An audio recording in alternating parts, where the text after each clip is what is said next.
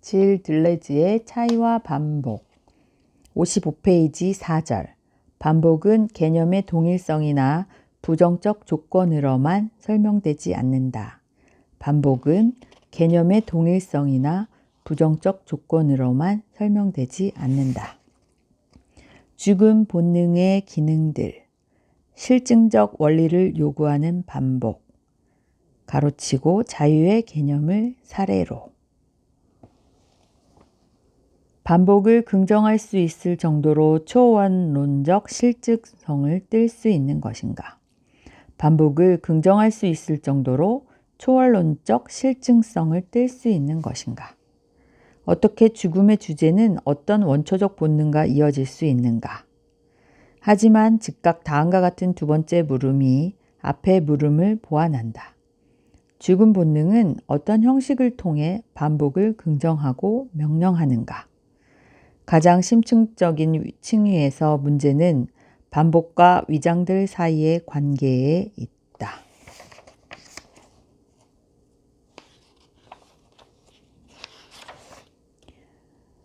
(60페이지)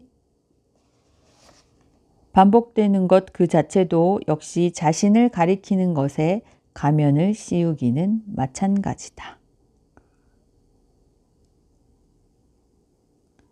빈스 방거는 정신분열증에 대해 이렇게 말했다. 스위스의 정신병 의사인 빈스 방거는 현상학과 실존주의, 특히 하이데거의 현존재 분석과 프로이드의 정신분석을 접목하여 실존적 정신분석 이론을 수립했고, 그의 저작은 푸코와 라캉 등 프랑스 지식인들에게 커다란 영향을 미쳤다. 아래 문장에서 인용된 실비는 프랑스 상징주의 시인 네르발이 잃어버린 미의 낙원, 유년기의 기억 등을 소재로 쓴 불의 딸들에 들어있는 서사 작품이다. 또 그라디바는 덴마크 소설가 옌젠이 1903년 독일어로 발표한 중편 소설인데, 프로이드는 이 작품을 자신의 꿈 이론을 통해 해석한 바 있고, 이것이 전식 분석과 문학 작품 사이의 본격적인 첫 만남이었다. 이에 대해서는 프로이드, 비렐름 옌젠의 그라디바에 나타난 망상과 꿈, 우리나라 근대 한국 단편 소설가들이 써놓은 글들 보면은 되게 쉬운 것도 있지만 뭐 이상 같은 천재들이 써놓은 거는 지금까지도 잘 이해되지 못하는 그런 내용이잖아요. 근데 뭐 그 사람의 그 단어 하나하나 그런 거를 이해하는 것보다 그 사람이 왜 그런 걸 써냈는지 뭐 이런 배경들을 설명해 놓은 것들이 있잖아요. 그래서 이거는 정말 문장 하나하나 이해하는 게 중요한 건 아닌 것 같고, 전체 흐름을 보는 게 중요한 것 같아서 크게 읽어보겠습니다. 만일 반복이 우리를 병들게 한다면 우리를 치료하는 건 역시 반복이다. 반복이 우리를 속박하고 파괴한다면 우리를 해방하는 건 역시 반복이다. 반복은 이 두 경우 모두 자신의 악마적인 역량을 증언한다. 모든 치료는 반복의 밑바닥에서 이루어지는 어떤 여행이다. 63페이지. 나는 내가 자유로웠다는 것을, 내가 경험했던 죽음이 나를 자유롭게 해주었다는 것을 깨닫는다. 죽음 본능이라는 관념은 세 가지 상보적이고 역설적인 요구들에 입각해서 이해되어야 하는 것처럼 보인다. 64페이지 5절. 두 가지 반복. 개념의 동일성과 부정적 조건에 의한 반복. 이념 안의 차이와 과잉에 의한 반복. 다시요. 두 가지 반복. 개념의 동일성과 부정적 조건에 의한 반복. 이념 안의 차이와 과잉에 의한 반복. 괄호 열고 자연적 개념과 명목적 개념을 사례로 가로 닫고. 65페이지. 정태적인 반복, 동태적인 반복.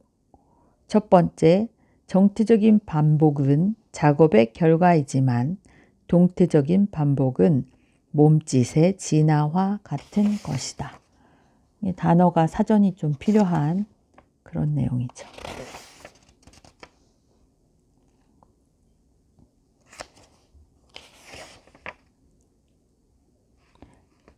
(71페이지) 관념적 운동성이란 것은 없다.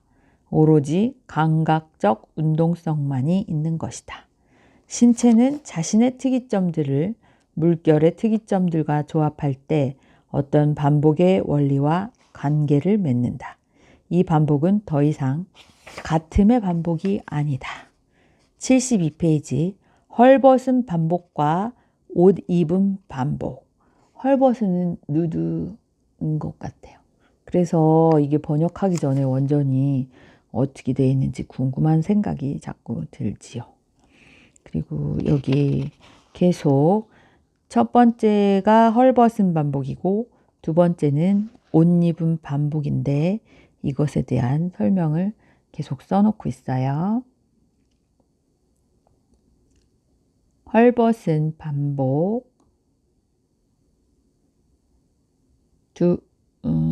첫 번째 반복은 같음의 반복이고 개념이나 재현의 동일성에 의해 설명된다.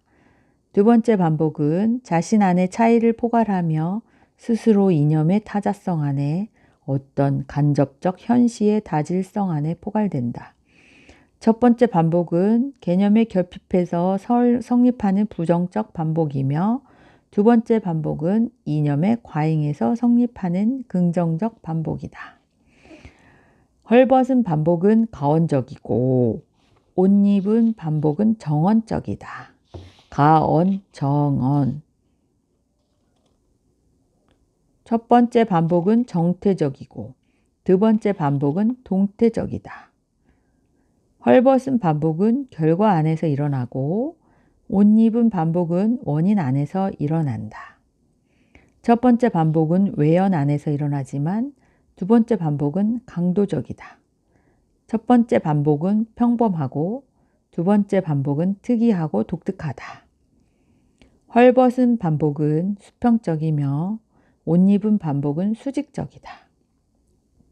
첫 번째 반복은 개봉되고 설명되지만 두 번째 반복은 봉인되어 있고 해석되어야 한다.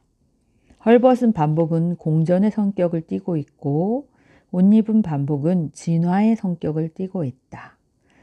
첫 번째 반복이 동등성, 통약 가능성, 대칭성을 띠고 있다면 두 번째 반복은 비동등성, 통약 불가능성, 비대칭성 위에 기초하고 있다. 첫 번째 반복은 물질적이며 두 번째 반복은 자연과 대지 안에서조차 정신적이다. 첫 번째 반복은 생기가 없으나 두 번째 반복은 우리의 죽음과 삶들, 우리의 속박과 해방들, 악마적인 것과 신적인 것의 비밀을 간직하고 있다. 첫 번째 반복은 헐벗은 반복이지만 두 번째 반복은 옷 입은 반복으로서 스스로 복장을 하면서 가면을 쓰면서 스스로 위장하면서 자신을 형성해 간다. 첫 번째 반복은 정확성을 특징으로 하지만 두 번째 반복의 기준성은 진정성에 있다. 여기 단어를 두 개를 구분해서 이렇게 많이 써놨는데 어떻게 구별해야 될지는 다시 정리를 해보는 시간을 갖도록 하고요. 77페이지 6절 개념적 차이와 개념 없는 차이. 우리가 차이를 어떤 개념적 차이, 내생적으로 개념적인 차이로 파악한다면 그리고 반복을 어떤 외생적 차이, 하나의 똑같은 개념 아래 재현된 대상들 사이의 차이로 파악한다면 차이와 반복의 관계들을 둘러싼 문제는 사실들을 통해 해결될 수 있는 것처럼 보인다. 각 주가 거의 반 페이지 있어요. 80페이지 차이의 개념은 개념적 차이로 반복의 적극적 본질은 개념 없는 차이로 환원되지 않는다. 다시 차이의 개념은 개념적 차이로 반복의 적극적 본질은 개념 없는 차이로 환원되지 않는다. 이제 서론 읽었고 83페이지 차이 그 자체 본론 1번은 다음에 읽겠습니다.